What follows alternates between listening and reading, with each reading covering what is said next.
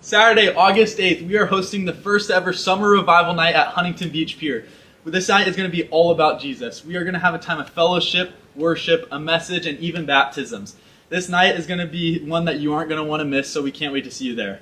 That's right. Our vision is to have hundreds, even thousands of people gather together to worship the name of Jesus. We are believing and praying for eternities to be changed, and we know that nothing can stop what God has planned.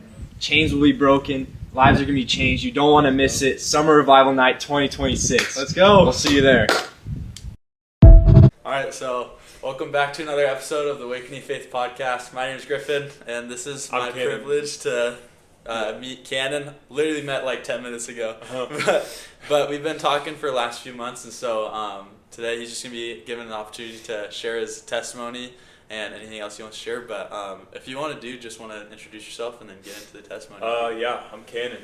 I am 18, and when I was 16, I was diagnosed with stage 4 liver cancer. And honestly, that's what's brought me to God. And originally, I was kind of living this like lukewarm lifestyle, and I would kind of say I was a Christian in the sense, but I wasn't living that out. For sure.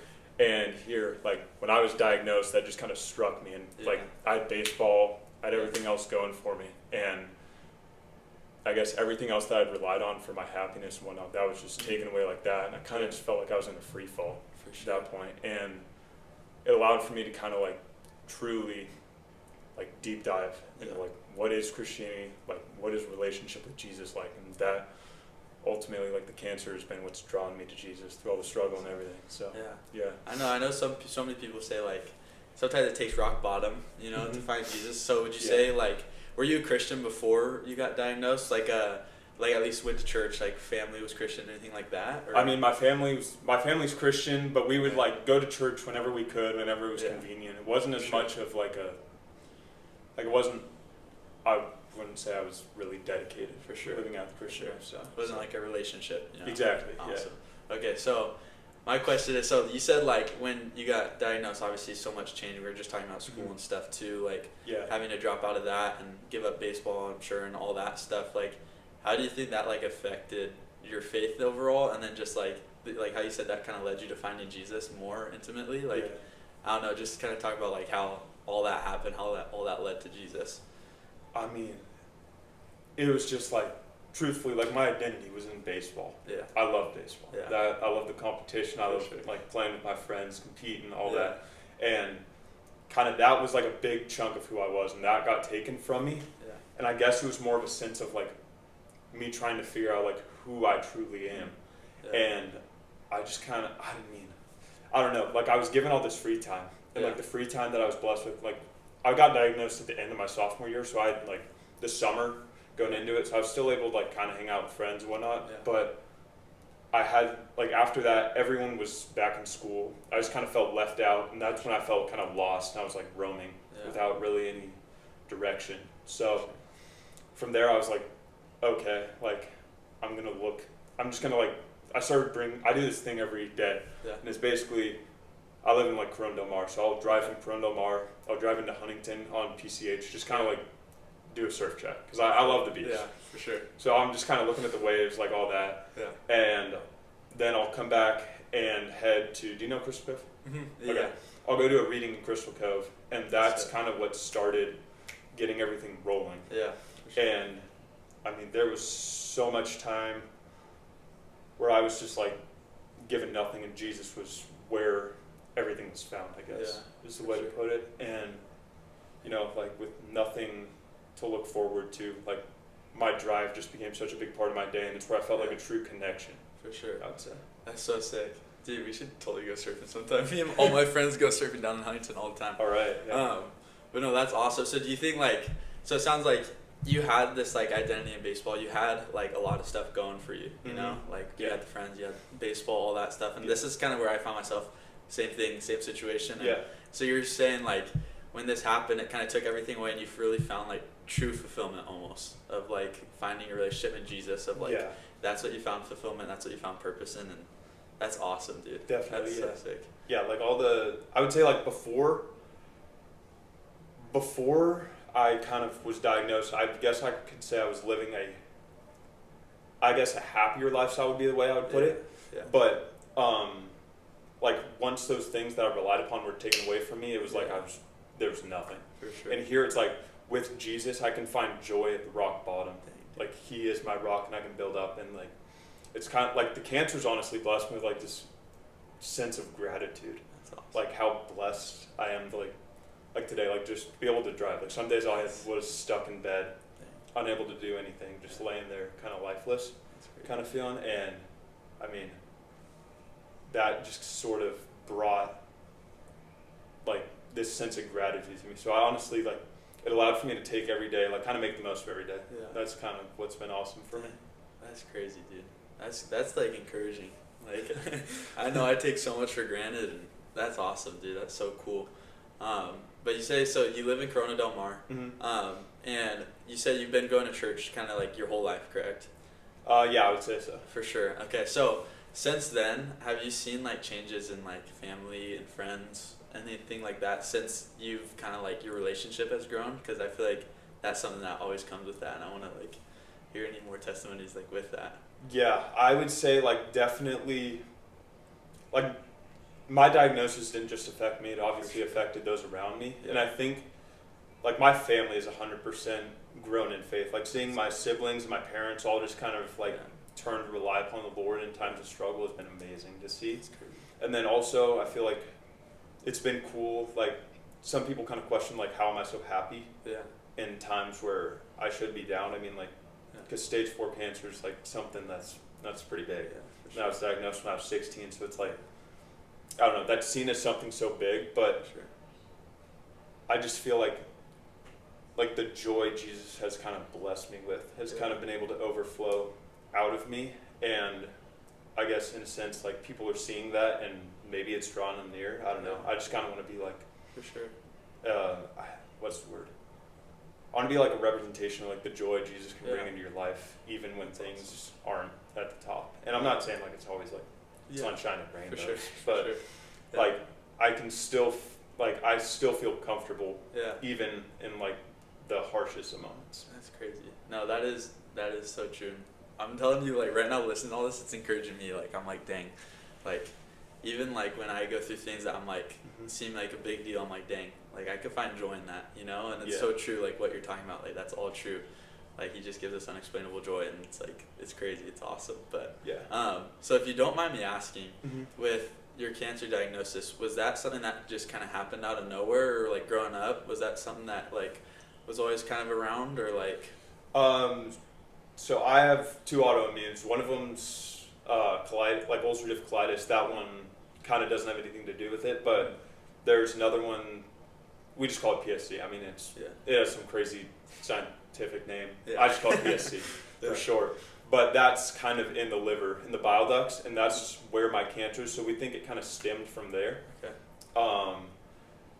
But I mean, battling of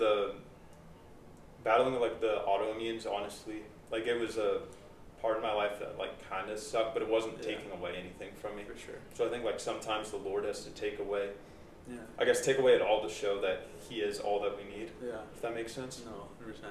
That's so true. And then if you don't mind me asking, is this something that you're still battling currently? Right? Yeah. Yeah. Okay.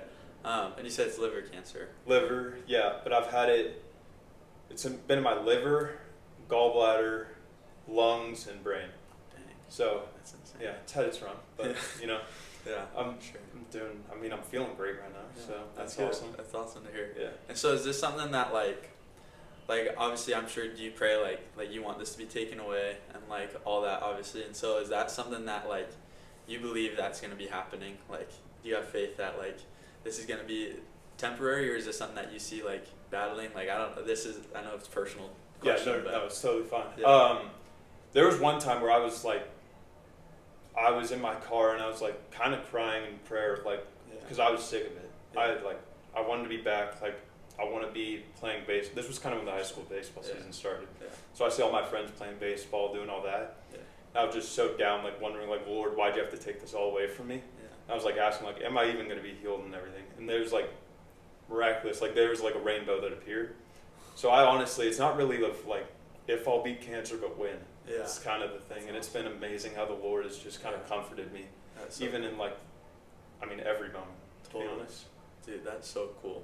And yeah, dude, hearing this, it's like, I know people's lives are being changed by this. Like, that's awesome, dude. That's so sick. And so, the whole process of like when you were diagnosed and all that, was it like pretty immediate that everything changed, or was it kind of a slower process that you like had time to like adapt to, or? I mean, it was pretty immediate. I like went into the hospital we thought it was like a PSC flare up. So I was in the hospital, like just kind of struggling down, and they were doing scans and whatever, and then like finally it was kind of like announced like I had cancer in my liver and my lungs, and I mean, it hit me hard, and that it was just like, again, like everything just kind of came crumbling down. But I mean, I don't know. I mean, I kind of find the cancer like a blessing in the sense of like, I guess it took away like the things that I was relying upon for my happiness, and made me realize like where true happiness is, like having that relationship with Jesus. So I don't know, like it's been kind of a blessing in disguise. Yeah, for sure. And so you were just talking about like that moment with the rainbow, and like how you were like, you just said like it's not if I beat it, like when I beat it. And is there any other like crazy stories or like crazy like lessons that you've learned from like this diagnosis, like anything that like you feel like sharpened your faith, anything that like just changed the whole way that you look at life, way you look at our faith, like anything like that within this journey? I mean,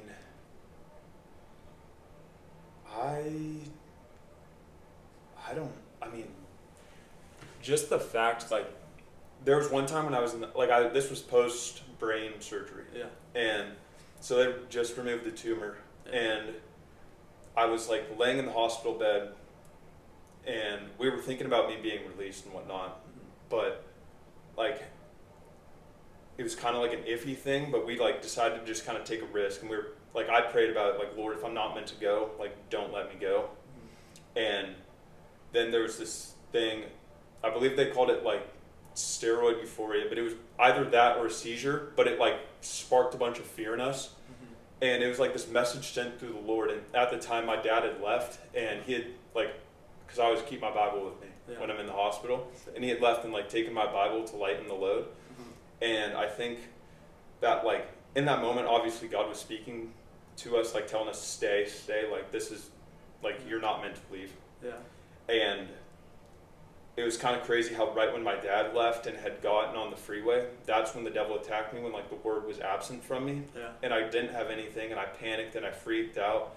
And I know I can't pinpoint where it is in the Bible, but I know it says like the word of God is kind of like the sword, I guess.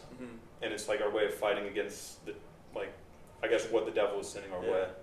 And it was like that was made so apparent to me, and from that point on I like started kind of memorizing verses, keeping those kind of in my back pocket, so that like in those moments when maybe like the physical word isn't with me, like I can still have like this comfort in God, remembering these verses, remembering these things that are like gonna kind of, I guess, like allow for God to speak to me in those moments when I need it.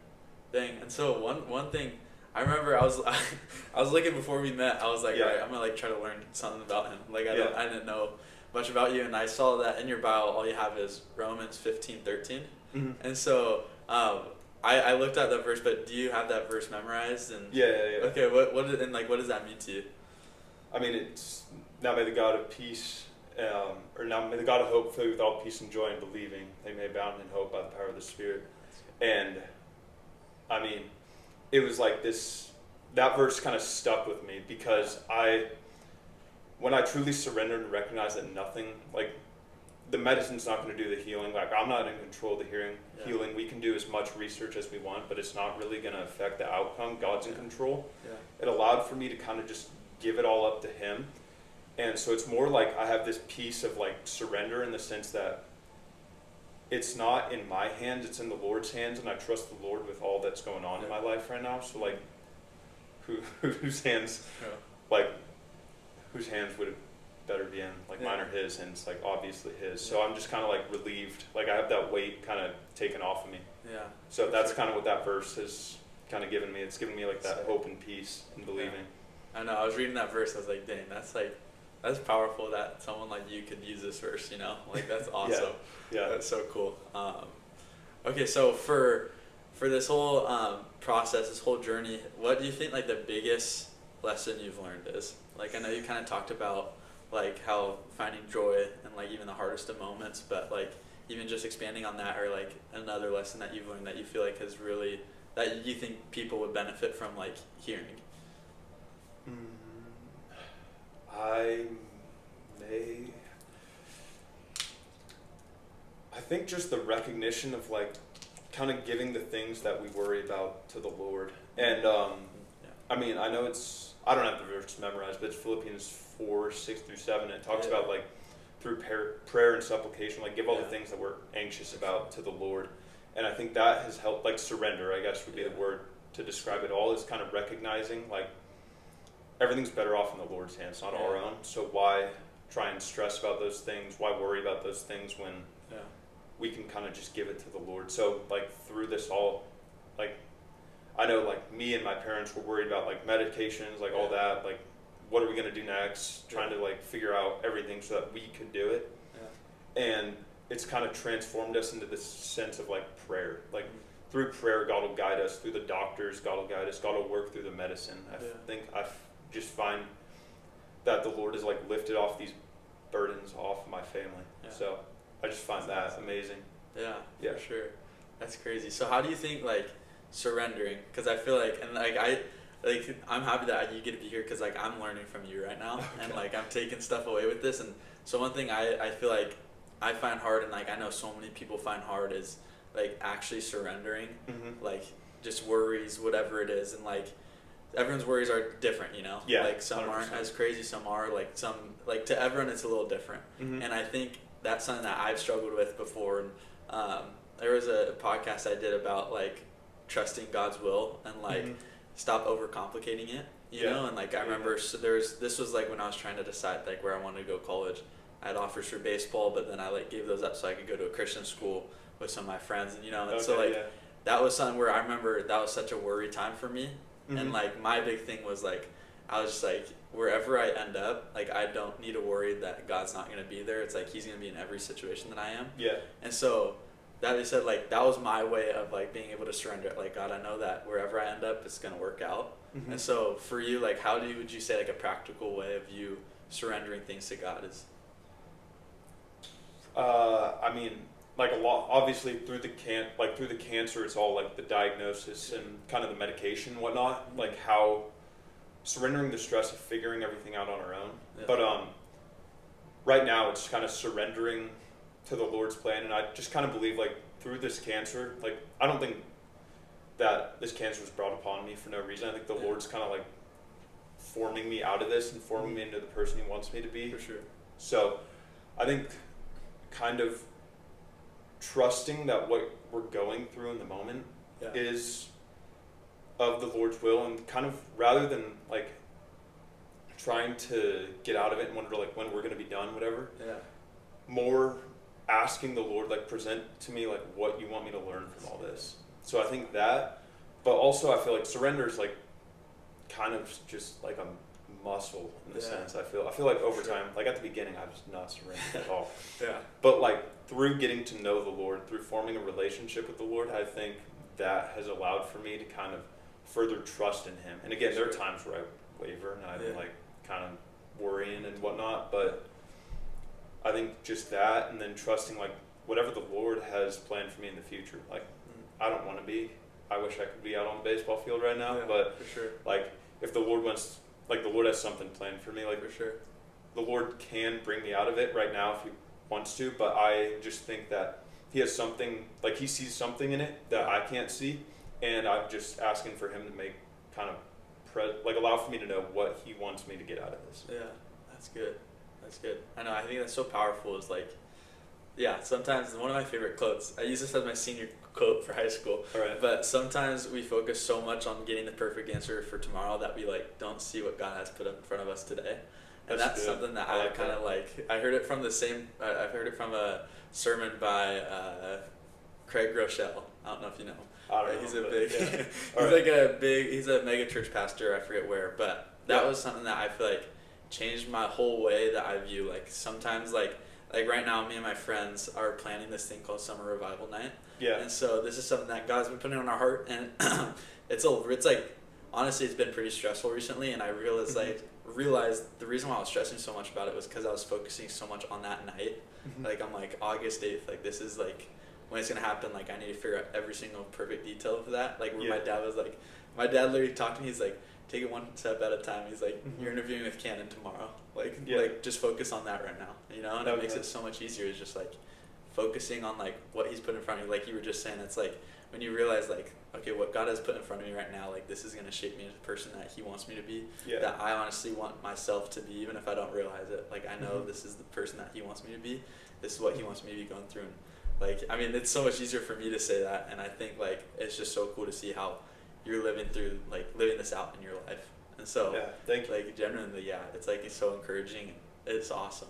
But anything else that you kind of want to share? I think just I think relying upon rather than doing things by our own strength, relying upon the strength the Lord provides us with. Yeah. And I think I don't think the Lord's going to call us to something we can't do, but I think sometimes we believe we can't do what the Lord has called us to because we're relying upon our own strength. That's good. And I mean if you look to Moses, Moses probably when he encountered the Red Sea didn't think they were going to make it through. 100%. But by what the Lord did through Moses, he was able to part the Red Sea and save them. So I think just trusting that the Lord will provide you with what you need and He'll be there in the times where you need Him. Yeah. So I don't know. I would say just trust, but trust for sure. Trusting isn't always easy. Yeah, 100%. Yeah. Wait, so one thing I know you kind of already touched on this. Yeah. And this is kind of this is like a deeper question, I guess. Mm-hmm. But do you think do you believe that you got this cancer on purpose? You kind of touched on it already, but you think I want to hear your thoughts on that. Yeah. Well, I remember there was one hospital stay. I was in the hospital for I think a month, maybe a bit longer, and that's when I touched upon the passage of Job. Yeah. And I remember I think it's at the beginning of Job, but the devil has to God allows for the devil to kind of work, but the devil couldn't do anything. I guess the devil asked permission from God to do whatever He did to Job, and I think through that the Lord is always gonna everything's kind of allowed by the Lord. If it's suffering, it's allowed by the Lord, and the Lord knows that if we come to rely upon Him, we can overcome whatever. So I just kind of see that passage as the Lord allowed for this cancer for a reason. Yeah. And it's it may not be what I want, but maybe He has something in it for me. Kind of what's going to come out on the other side. So. No, I know one verse I really, because I feel that's such a common question is why is if God is so good, why is there suffering in this world? Yeah. And I think one thing I always rely on is God turns all things evil for good, and He works all things good for those who love Him.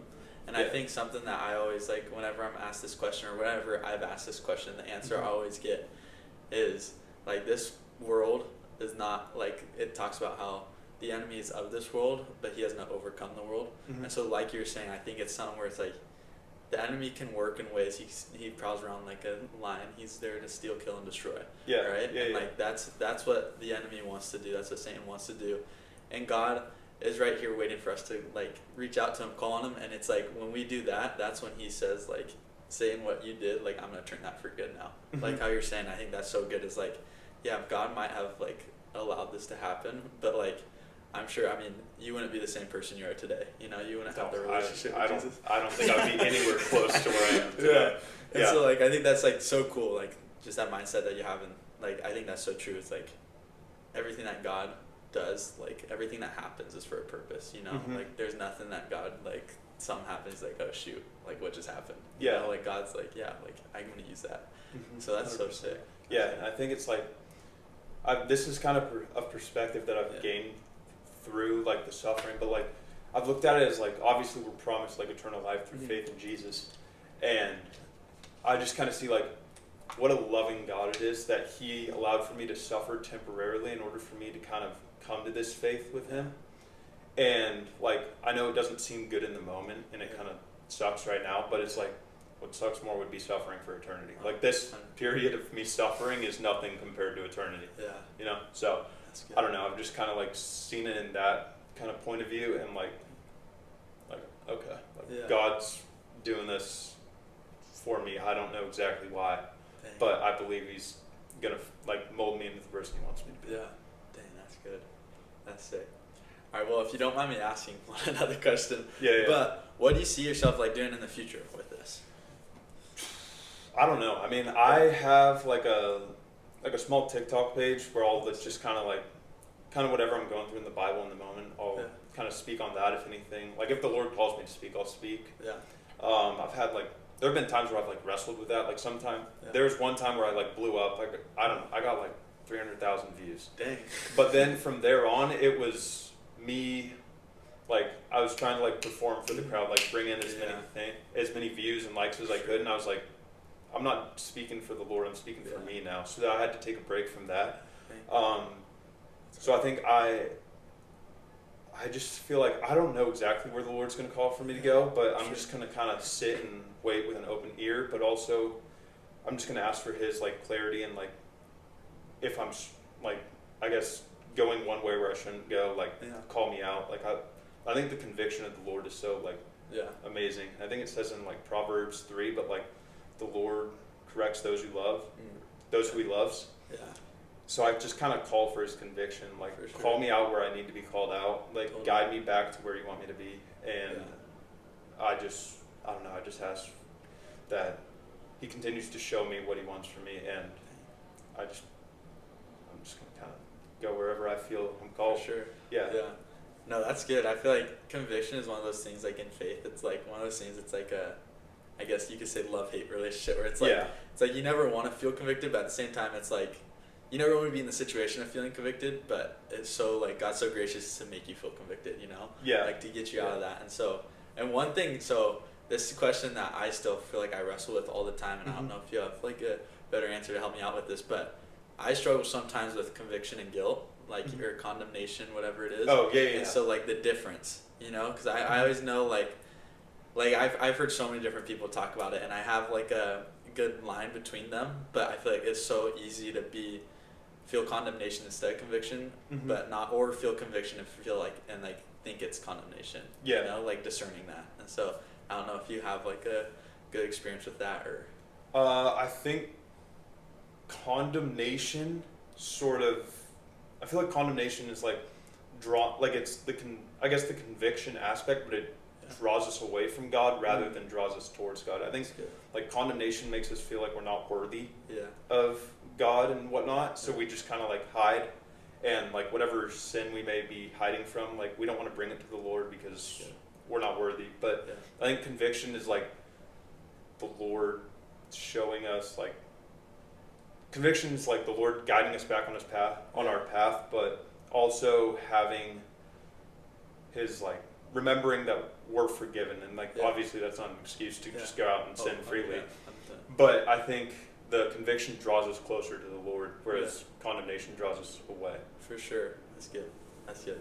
No, I didn't remember that. Because so many times I feel like I always see it as like both are like telling me like, oh, what you did was wrong. Yeah. You know, but like you were saying, I think that's so true. It's like one is like what you did is wrong, now like try to hide it. You know, like I'm reading through Genesis right now. I'm going to read through the whole entire Bible. That's my goal That's awesome. Throughout college or whatever. But I feel like that's one thing, like even like Adam and Eve, when they first sinned, it's like they hid from God. And I feel like that I see myself doing that so many times. Like if I do fall into temptation, fall into whatever it is in sin, I feel like it's so easily, you can twist the conviction into like, okay, I need to hide now, or like I don't need to put this into light. And I've learned, for me personally, like even sharing it with, like obviously going to God first, but even sharing it with people that I know I can trust, it's like that accountability is so powerful, you know. And I think that's like something that's really helped me out. But no, that's like, I'm happy that you shared that, because I think that's something that's so powerful, and something that I feel like so many people struggle with, including myself. But totally. All right, well, is there anything else that you want to share before we head off? Unless like there's any questions that you have for me or whatever it is. I I don't know. I guess like in moments where you're kind of spiraling, like what are you doing? Mm. Oh, for me? For you. Oh, you. yeah. Yeah. In moments of like spiraling when I'm like mentally. Yeah. Okay, so that's funny that you asked that. So a fun fact about me, I'm probably the biggest overthinker you would ever meet. I have like, it's the weirdest thing. I like every single time like something little happens, I overcomplicate it so much. That's why I like that sermon I love with Craig Rochelle is talking about like stop overcomplicating God's will. Yeah. And so for me, one thing I've learned to do, I'm a huge journaler. So I journal so much because I just got to get my thoughts down.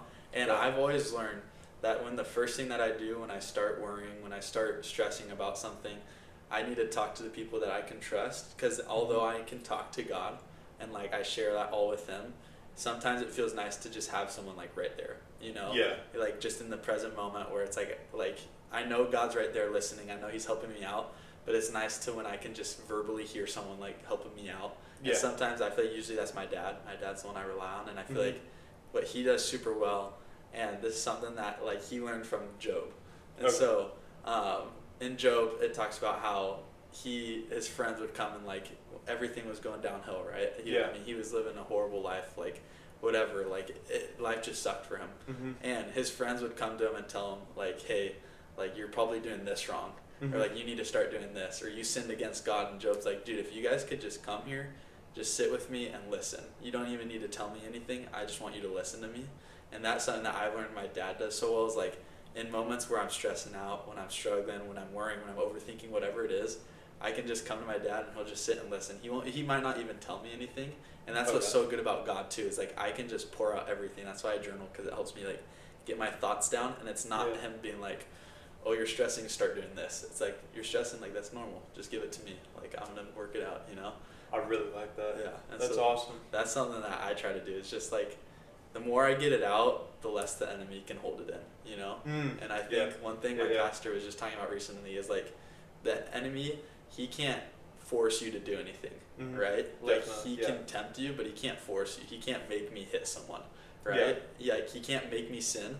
But what happens is I'm more likely to hit someone if I'm filling myself up with things that want to make me hit that person. Yeah. If that makes sense. Or like, I see. If it's like people talk about, he was talking about like people drinking, right? Like if an alcoholic, it's like, it's not like Satan's like pushing the bottle down his mouth, you know? It's like he's doing it himself, but he's tempting himself by drinking more often than he should, you know? Like it's things like that. And so I think that's something that's so powerful, is like the more light that you shine on the things that you struggle with, like the Bible talks about, like in my weakness I am strong. You know, like God makes me strong in my weaknesses, because that's when God's full. And so that's something that I feel like is so powerful for me, is like the more light I shine on my weaknesses, the more light I shine on my struggles, the more like I'm gonna be strong, the more I'm gonna like be successful in that area of my life. All right. And definitely. All right. Thanks for sharing that. That was awesome. For sure, dude. All right. Yeah. Well, is there anything else? Anything at all? No. Awesome. Well. Yeah. All right. Well, that was good. I'm glad that we got to do that. And so 100%. Go follow Cannon Van Daele on TikTok. and we hope to see you guys around soon. Thank you so much for tuning in for today. But Jesus loves you guys. And yeah. Right. Cannon Van Daele signing off. Yep.